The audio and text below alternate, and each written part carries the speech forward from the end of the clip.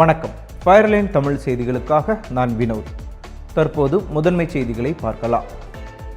மகளிர் உரிமை தொகை விரைவில் வரவு வைக்கப்படும் என்று முதலமைச்சர் விஜய் அறிவித்துள்ளார்.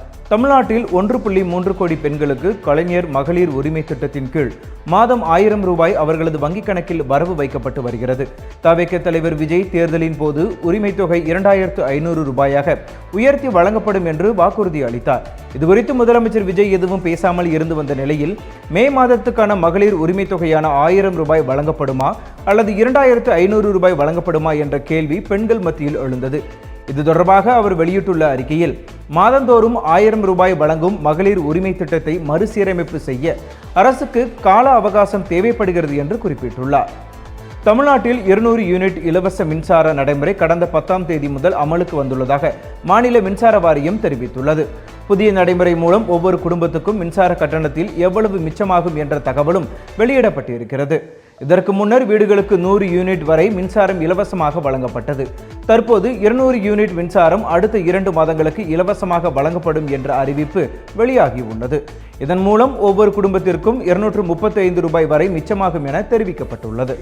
கேரளாவின் அடுத்த முதலமைச்சராக வி.டி. சதீசன் தேர்வு செய்யப்பட்டுள்ளார். கேரளாவில் கடந்த மாதம் நடைபெற்ற சட்டப்பேரவை தேர்தலில் மொத்தமுள்ள 140 தொகுதிகளில் காங்கிரஸ் கட்சி 102 இடங்களில் அமோக வெற்றி பெற்று ஆட்சியை கைப்பற்றியது. காங்கிரஸ் 10 ஆண்டுகளுக்கு பின்னர் ஆட்சியை பிடித்த போதிலும் முதலமைச்சரை முடிவு செய்வதில் சிக்கல் ஏற்பட்டது.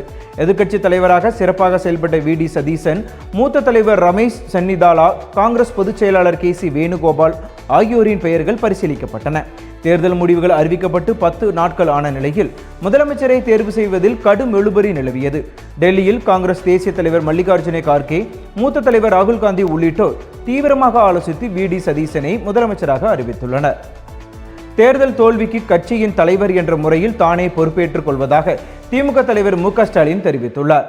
சென்னை அண்ணா அறிவாலயத்தில் நேற்று நடைபெற்ற திமுக மாவட்ட செயலாளர்கள் கூட்டத்தில் ஸ்டாலின் பங்கேற்று பேசினார்.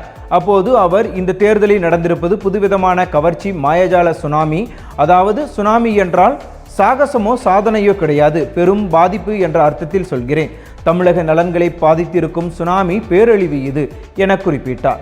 நமக்கு பெரும்பான்மை கிடைக்கவில்லையே தவிர கணிசமான எண்ணிக்கையில் வாக்குகள் கிடைத்திருக்கிறது. பொது வாழ்க்கைக்கு வந்தால் வெற்றி தோல்வி ஜகஜம், ஏற்ற இறக்கங்கள் இருக்கும், அதுதான் அரசியல். இந்த பக்குவம் வேறு யாரையும் விட நமக்குத்தானே அதிகம். எங்கு கோளாறு நடந்தது, எங்கு மெத்தனம் ஏற்பட்டிருக்கிறது என்பதையெல்லாம் ஆய்வு செய்ய வேண்டும் என ஸ்டாலின் அறிவுறுத்தினார். அதிமுக அலுவலகத்திற்கு தங்களால் எந்த பாதிப்பும் ஏற்படாது என்று அக்கட்சியின் எம்எல்ஏ சி.வி. சண்முகம் தெரிவித்துள்ளார்.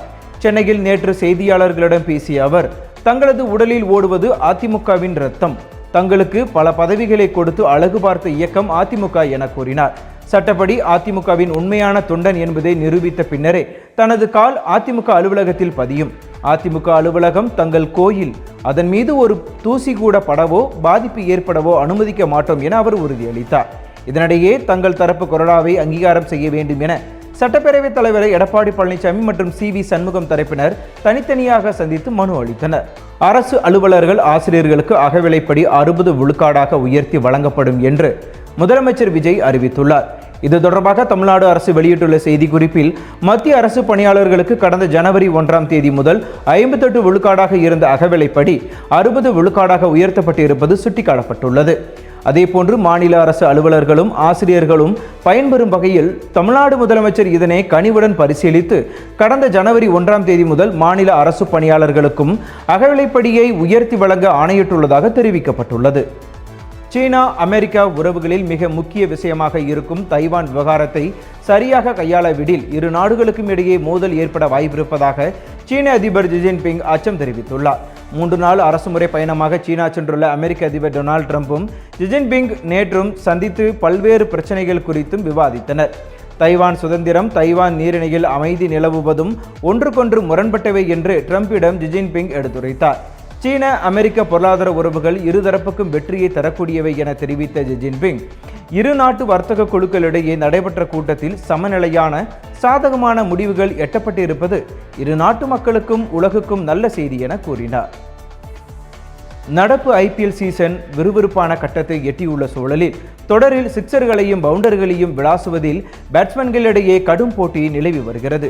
நேற்று வரையிலான போட்டிகளில் சிக்சர்களை பொறுத்தவரையில் ராஜஸ்தான் ராயல்ஸ் அணி வீரர் வைபவ் சூரியவன்சி 40 சிக்சர்களுடன் முதலிடத்திலும், சன்ரைசர்ஸ் ஹைதராபாத் அணி வீரர் அபிஷேக் சர்மா 37 சிக்சர்களுடன் இரண்டாவது இடத்திலும், மும்பை இந்தியன்ஸ் அணியின் ரியான் ரிக்கல்டன் 33 சிக்சர்களுடன் மூன்றாவது இடத்திலும் உள்ளனர்.